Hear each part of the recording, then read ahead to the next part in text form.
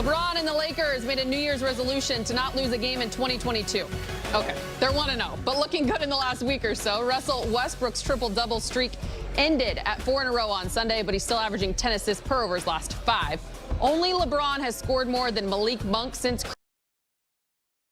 Christmas. Not sure if he rode his motorcycle to the game tonight, Rob. Were you next to him? No? You came here? Good to have you.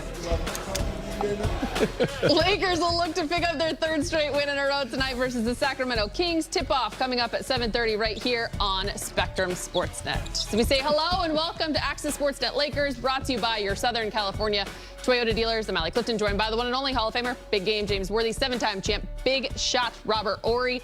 The team's looking good in 2022, and guys, I have to say, are we all in sync? Yes. Did we all rock the baby blues today? Yes. But not by design either. We did not call one another. James and I called each other, but of course you did. Yeah, it's that mental telepathy. Yeah, and you wonder why I'm not nice to you, Rob. Okay, right there. Good to see the both of you. Lakers enter tonight's matchup with the Sacramento Kings, sitting at 8th in the Western Conference. That is with a record of 19-19, sitting at that 500 mark. The Kings are 3 games behind the Lakers in the standings with a record of 16-22. See the Warriors atop the league. Best record at 29-7. Lakers, though, looking like, as you have pointed out, Big Game, I want to start here, to be figuring some things out, if you will, without Anthony Davis over the last handful of games. Tonight they have a chance to win 3 in a row, which is something that they have not done often this season. What's the key to keeping that momentum alive against a team that you could overlook possibly as a winnable game? Yeah, the key is not to overlook anyone, as they possibly have in the past. You look at Oklahoma, Sacramento in the past, the team having big leads in the past and giving them up. I think they finally have had enough time together to figure out some of the basics, and that's, look, we got to play defense, which I think they improved. I think they also realized they got to move the ball. You know, 25, 28 to 30 assists is a good thing. And they just got to continue that. They got to continue to improve on their defense. First and third quarters have to be a must. And when they get leads, they got to kill people. They got to get that killer instinct.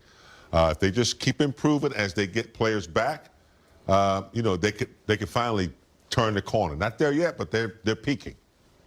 Yeah, for me, James, there's 2 key points you said there. Third quarter, they got to have good third quarters, and they have to share the basketball. For me, when they share the basketball, they're a complete team. That means everybody's getting involved in the offense. Nobody can really key in on LeBron. The ball is moving, and we all know if we all played basketball, the defense usually can't keep up with the ball because the ball moves a little bit faster than the players. And so when they're making that ball pop and they're sharing their basketball, a lot of people getting involved, and that means you can't just guard LeBron. You just can't just guard Westbrook. You got to guard the whole crew. And that's what makes this team so dangerous. They share the basketball and gives it to everybody. Now you got to worry about Malik. You got to worry about THT. You got to worry about the whole crew. Even my man, Anthony. Oh, Carmelo. Yeah. Like Anthony Davis? What am I missing? You know, you guys mentioned the inconsistencies that this team has had in terms of what we're starting to see come together. But amidst all of that, the one steady has been that of LeBron James and his play. What during, no matter the position that he is in, this stretch that he is on, Rob, what has stood out to you the most about the way he's playing? I think when you watch his game offensively, he's not on the perimeter and everybody's keying in on him. You know, James and I talk about this a lot. When he catches that ball on the wing and all the defense is looking at him, you got 8, 9 guys looking at him like, okay, what are you going to do? You're going to drive or you're going to do your step back 3. In the post, he's posting people up. He's at the elbow. He's making passes like that right there. He's doing a lot of things to make himself more dangerous. We all know he's one of the most dangerous guys to ever have played this game. But when he's in the post, people aren't used to that. They're not used to him playing the, what are you going to do? He can do everything at the post that he can do on the wing, but make the people around him on the perimeter with easier shots. Yeah, I love him at the 5, you know, and even if he's not starting at the 5, I love him in the post because he's very good at that. But to be able to play the way he's playing and still understand that he's got to lead and get everybody else involved, I think that's his major you know, asset right now, because AD's out. He's brought Malik Monk along. He's brought, you know, Carmelo didn't need. He's a professional, but he's, you know, he's enhancing everybody around him. while he's continuing to lead. So, hope he can continue that. The numbers are pretty wild during this stretch. 35 and 10 for LeBron over the last 8.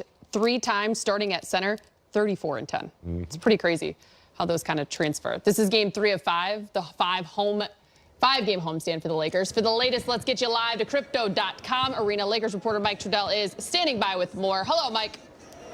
Hi, guys. Welcome downtown. And, Allie, to that point, right about LeBron playing the 5, the question for tonight is, does Frank Vogel stay with a lineup with LeBron at the 5 now that Stanley Johnson isn't here, at least for this game? Or would he go back and go big with Dwight Howard, maybe put Trevor Ariza in and be similar to what you had there from Stanley Johnson? So I'm going to ask, spoiler alert, though, Vogel is not going to tell us, at least for the short term. Here's Frank Vogel a couple moments ago. Surprising to hear. And yes, tells the story of, the nature of our season with a lot of guys in and out. How do you see this Kings team and how they're playing, and with a couple of guys that they're missing as well, and the way that you've been playing, how do you see that matching up with them? Yeah, well, they got a lot of firepower, and, we don't know for sure how they'll start with Holmes out. Damian Jones had a heck of a game the other night against Miami. But they got great size and, great firepower on the perimeter, to shoot the 3 and attack the paint. So, it's going to be a challenge for us. Frank, I don't know how social media invested you are. Actually, I do. Not at all. There was a clip of Russ when he talked to us after the game on Sunday, I think, where he kind of basically said, my game's not predicated on misses. I'm going to miss shots. I'm going to turn the ball over. Those things don't really determine whether or not I play well. I guess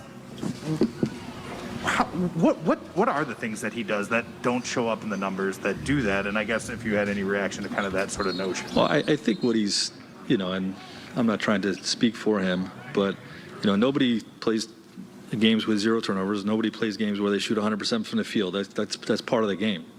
Sometimes you have stretches, where there's more misses and turnovers than usual, but there's still other ways you impact the game with defense, screening, setting guys up with assists.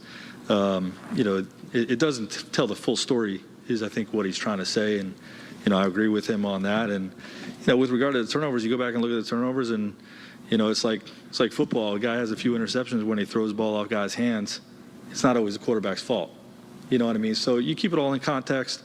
Russell's a winning player. He's really helping us.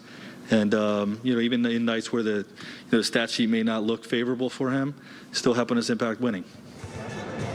All right, guys, there's Frank Vogel. And nice to see just Frank here game after game now, right after having his own COVID absence. So that's what to expect tonight, Allie, and look forward to that starting lineup about 30 minutes prior to the game, as usual. Sounds good. By the way, guys, his accent color is blue, too.